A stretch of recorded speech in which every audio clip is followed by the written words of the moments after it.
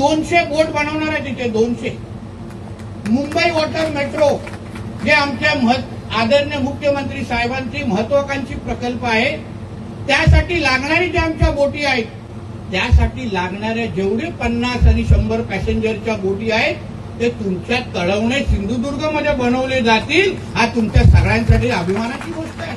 म्हणून मी आपल्या सगळ्या तिकडच्या तरुण तरुणींना सांगेन की आता सज्ज व्हा. आता कोणाच्या भूलथापामध्ये यायचं नाही. आपल्या इथे काही आंदोलनजीवी आहेत, आंदोलनजीवी. आमच्या कोकणात, आमच्या सिंधुदुर्गात, आमच्या महाराष्ट्रात काही चांगलं व्हायला लागले तर काळ्या मांजरेसारखे बरोबर आडवे येतात. आज बघा,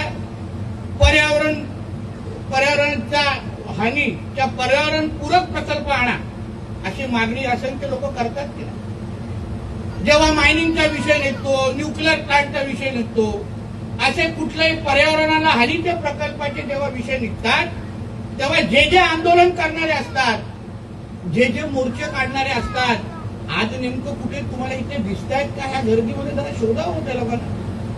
त्यांना सांगा की तुम्ही विरोध करण्याच्या निमित्ताने आलेलात ना.